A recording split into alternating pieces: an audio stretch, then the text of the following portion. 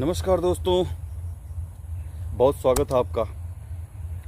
दोस्तों, जो ये बांग्लादेश में घटनाक्रम चल रहा है, इसमें एक बात सामने निकल के आ रही है कि क्या बांग्लादेश में हिंदू, बौद्ध, सिख, ईसाई जो भी लोग माइनॉरिटी में हैं, क्या उनके खिलाफ हत्याएं, बलात्कार रुकेगा?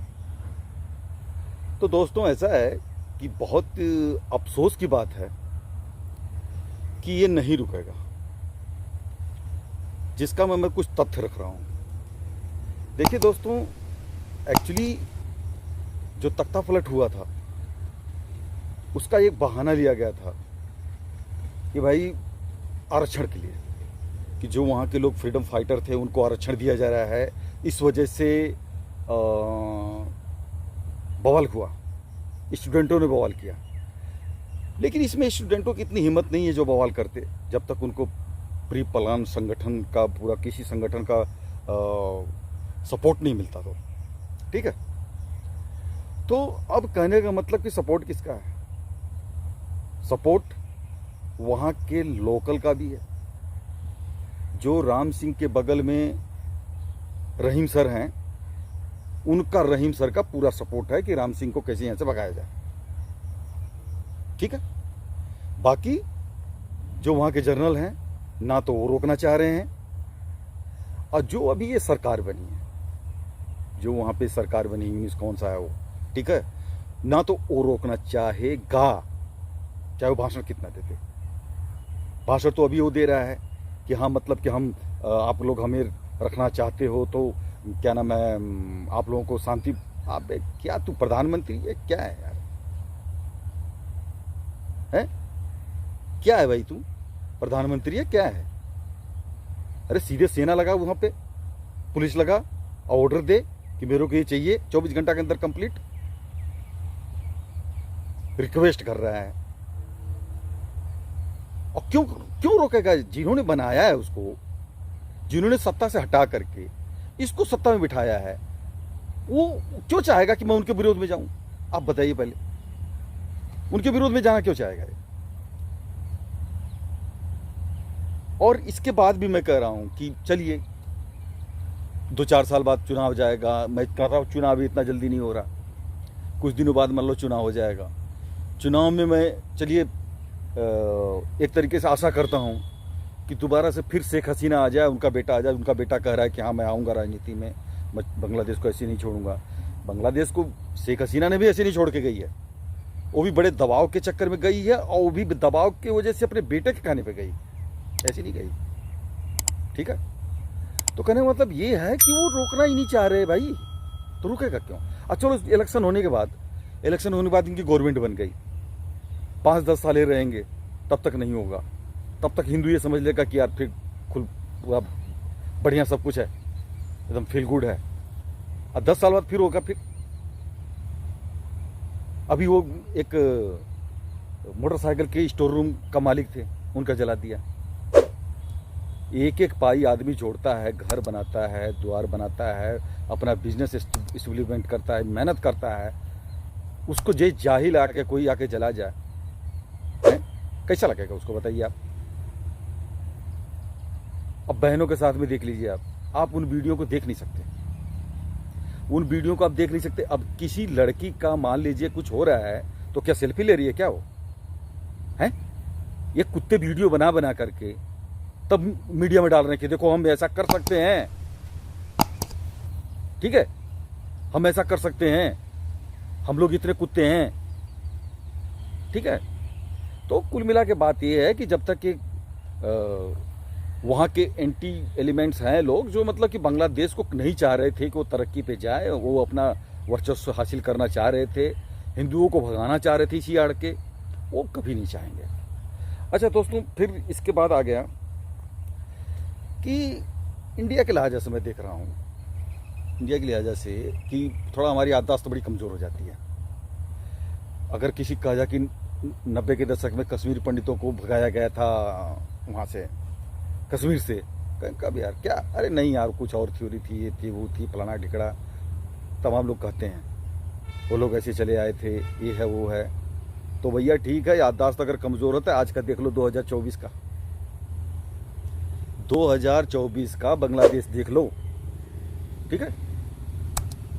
अब फिर भी तसल्ली नहीं होती है तो फिर सोए रहो कि इसमें जो तख्ता पलट हुआ है इसमें कई लोगों का मतलब सक जा रहा है, कई वो हो रहा है। लेकिन एक चीज़ मैं डिस्कस करना चाहता हूँ, अमेरिका ने शेख हसीना का वीज़ा रद्द कर दिया, किस खुशी में किया मेरे को नहीं पता, ठीक है ना। पहले वीज़ा दिया क्यों था, रद्द करना था तो। एक जो मतलब कि प्रधानमंत्री या भूतपूर्व प्रधानमंत्री रह चुकी किसी अपने देश का, उसका वीज़ा यूं ही क्यों रद्द कर रहे हैं भाई, क्या कारण है। तो दोस्तों जहाँ तक खबरें निकल के आ रही हैं कि थोड़ा सा मैं बैक में जा रहा हूँ, पाकिस्तान का प्रधानमंत्री इमरान खान था, ठीक है। तो इमरान खान से अमेरिका ने कहा कि भाई थोड़ी सी हमको जगह दे दो, बेस बनाएंगे हम यहाँ से। अब बेस बना के यहाँ से हम अफगानिस्तान में अटैक करेंगे। तो आपको याद होगा कि इमरान खान ने कहा था एब्सोल्युटली नॉट, बिल्कुल नहीं दूंगा मैं जमीन, ठीक है। उसने कई बातें जिक्र किया। अब उनके आगे क्या कहा था मुझे नहीं पता, कि धूम हिलाई थी कि छाती तान के कहा था कि हाँ नहीं दूंगा, जो भी है, लेकिन मीडिया में ऐसी खबर आई थी। और अभी जो खबर निकल के आ रही है कि शेख हसीना जी से भी यही कहा था कि भाई मुझे भी यहाँ पे जगह दे दो और मुझे भी यहाँ पे अपना एक फुटहोल्ड करना है।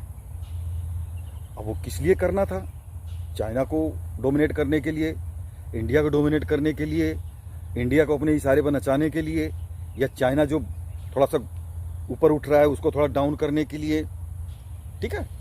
जैसे भी हो कुछ भी, लेकिन मांगा था। अब दोनों केस में सिमिलरिटी आप देख लीजिए, वहां मांगा था, वहां इमरान खान ने मना किया, इमरान खान की विदाई हो गई, ठीक है।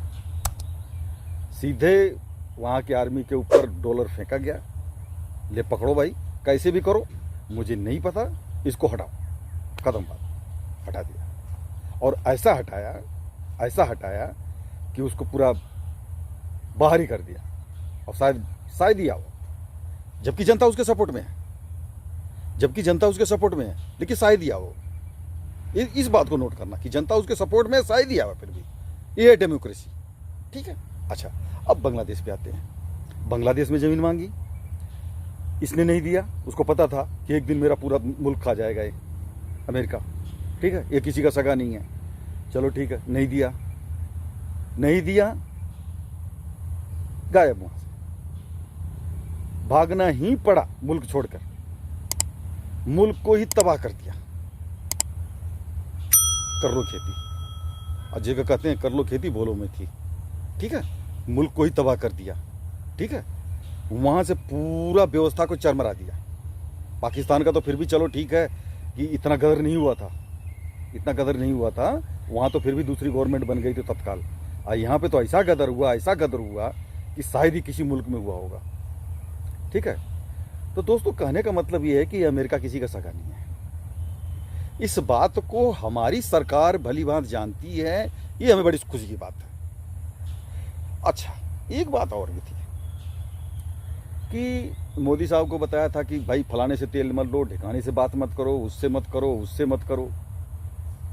इंडिया कोई फर्क नहीं पड़ा। इंडिया ने कहा भैया मुझे रूस से तेल सस्ता मिलता है, मैं लूंगा, खत्म बात। गैस सस्ती पड़ती है, मैं लूंगा। और उनको क्यों नहीं करते, जो हमारे को मना कर रहे हो, वो तुम खुद गैस ले रहे हो रूस से, हमारे को मना कर रहे हो कि मत लो, और उनको क्यों? हम तुम्हारे गुलाम है भाई, हैं? हम गुलाम है तुम्हारे, कि जो कहोगी तुम कहोगी नाच मेरी बुलबुल तुझे पैसा मिलेगा, जब कहो तुम नाचें, जब कहो तुम मत नाचें, जब कहो तो चाइना पर हम अटैक कर दें, और फिर तुम हमको महंगे महंगे हथियार बेचते रहो, हैं? अरे जब हमको चाइना पर अटैक करना होगा हम करेंगे, तुमसे पूछे करेंगे, या हमारे मतलब कि जब हिसाब किताब होगा करेंगे, कैसे पाकिस्तान से निपटना हो निपटेंगे, और कैसे बांग्लादेश से निपटना है निपटेंगे, कैसे चाइना से निपटना है निपटेंगे भाई, अपनी तैयारी करेंगे। लेकिन तुमसे पूछ के थोड़ी करेंगे, या तुम बताओगे तब थोड़ी करेंगे। कमाल है यार, ठीक है। तो ये सब बातें। तो दूसरी बात कि जो तेल आता था वहाँ से, वो तेल हम काफ़ी मात्रा में बांग्लादेश को भी भेजते थे, ठीक है। काफ़ी कुछ हम देते थे, काफ़ी कुछ मदद बांग्लादेश में हम करते थे, ठीक है। तो काफ़ी कुछ देते थे। तो एक ये भी कारण है अमेरिका का सरदर्दी का कि यार इंडिया क्यों दे रहा है, उसको मदद कर रहा है, ठीक है। इंडिया क्यों वहाँ पर अपना स्ट्रॉन्ग फुट होल्ड कर रहा है। यहाँ दर्द हो रहा था, चाइना को भी दर्द हो रहा था, अमेरिका को भी दर्द हो रहा था। बीच में पाकिस्तान तो बेचारा नहीं ही बदनाम है। पाकिस्तान तो बेचारा ये है कि वही नाच मेरी बुलबुल तुझे पैसा मिलेगा, मारा डॉलर, चल भाई ISI को एक्टिवेट कर, वहाँ जमाते इस्लामिया को एक्टिवेट कर और शुरू करवा दे कार्रवाई। मेरा डायरेक्ट इन्वॉल्व नहीं होना चाहिए भाई, मेरे का कोई डायरेक्ट नाम मेरा न ले ले, ये वाली बात है। अच्छा, अब एक कैंपेन चलता था इंडिया में, ऑल आइज ऑन रफा, सुना होगा आपने। तो ये रफा वाले कहाँ गए हैं, मेरे समझ बात नहीं आ रही है। कहाँ मर गए हो भाई तू, हैं? आज तुम्हारे को नहीं दिख रहा है कि बांग्लादेश में माइनॉरिटी के साथ क्या हो रहा है, हिंदुओं के साथ क्या हो रहा है, सिखों के साथ क्या हो रहा है, क्रिश्चियन के साथ वहां पे क्या हो रहा है, बौद्धिस्टों के साथ में क्या हो रहा है। आज कौन छाती नहीं पीट रहे तुम? कहाँ सोए हो? सोए हो या मर गए हो, हैं? तो क्यों नहीं देखा जाए कि तुम भाई नकली हो एकदम से? तुम्हारा हर एक बयान राजनीतिक से भरा पड़ा है, क्यों नहीं देखा जाए? एक की सांस नहीं ले रहा कोई, एक सांस नहीं ले रहा कोई, ठीक है। इसका मतलब कि आपका जो भी कथन है वो सब सेलेक्टिव है, सबका सब सेलेक्टिव है, एक आवाज किसी की नहीं निकल रही है। और हाँ, कई आदमी कह रहे हैं तख्ता पलट का, ठीक है ना। तो भैया बांग्लादेश और भारत में बहुत फर्क है, मानता हूं कि वो भारत से निकला पड़ा है, ठीक है ना, लेकिन उसका सामाजिक दृष्टिकोण और यहाँ का सामाजिक दृष्टिकोण बहुत है। सेना की जरूरत नहीं पड़ेगी। जैसे तुम जाओगे ना PM हाउस पे, जैसे वो कुत्ते जो है, वो एक 80 साल की बुजुर्ग महिला का माँ के बराबर होगी उसकी, जो उसका अंडरगारमेंट लेके दिखा रहा है। क्या दिखा रहा है यार? दिखा रहा है कि तुम कुत्ता है, हैं? ये तो दिखा रहा है कि मैं कितना कमीना आदमी हूं, मुझे देख लो। अरे यार शर्म करो यार, क्या कर रहे यार? वो एक 80 साल की तेरी दादी के बराबर की उम्र की होगी, हैं? तुम स्टूडेंट हो ये? तो वो लोग ये सोच रहे हैं, इंडिया में भी सोच रहे हैं लोग कि हम लोग भी ऐसा कर सकते हैं। सुन लो भाई, ऐसा है ना कि CRPF तो CRPF, ठीक है ना, जनता भी ना तुम्हारे को रोड पे लिटा करके और ऊपर से कील ठोक देगी, समझे ना। जनता भी यार, एक बात है यार कि तुम्हें मतलब कि तख्ता पलट करना है, लड़ो इलेक्शन, 1 लाख की जगह 2 लाख का ऑफर दो, 4 लाख का ऑफर दो, ये फ्री वो फ्री, फलाना फ्री ठिकाना फ्री, जितना करना उतना करो। जातिवाद तब तुम लड़ाई रहे हो, सब कुछ काम कर ही रहे हो तुम, और करो, लेकिन जीतो, इलेक्शन तो जीतो यार। इलेक्शन फेयर नहीं हो रहा है, तो फेयर नहीं हो तो तुम कैसे जीते? तुम कैसे जीते भाई? कराओ एक एक सीट की जांच। अभी इलेक्शन कमीशन ने कहा था ना कि बोलो किसको किसको शक है भाई, आ जाओ। क्यों नहीं गए? क्यों नहीं गए? मैं कहता हूं गवर्नमेंट के पूरे 140-50 सीट जो भी जीती है सब पे करवाते, अब तुम्हारा भी हो लेता, फिर पता चल जाता, दोबारा से रिकाउंटिंग या जो भी कुछ है। ये फालतू की बातें मत करो यार इंडिया में, ठीक है। इंडिया में जैसे है भाई, चारा भाई कौन है चारा कौन है वो छोड़ो, ठीक है ना, लेकिन जैसे है शांति वैसे शांति रहने दो, ठीक है। और तख्ता पलट करना है तो क्या नाम है कि इलेक्शन लड़ो और तख्ता पलट करो। अब बिना इलेक्शन के तख्ता पलट करोगे ना तो फौज CRPF की जरूरत, मैं तो कह रहा हूँ CRPF निपट लेगी, फौज की छोड़ो, लेकिन जनता भी तुमसे निपटेगी फिर। तो दोस्तों ऐसा है कि बड़ा मुश्किल से वीडियो बनाते हैं, बड़ा मेहनत से बड़ा STD करके वीडियो बनाते हैं, तो थोड़ा सब्सक्राइब वगैरह कर दिया करो, ठीक है ना। और हम तो ना राइट विंग के हैं ना लेफ्ट विंग के हैं, हम हैं सेंटर विंग के। तो दोस्तों कर दिया करो थोड़ा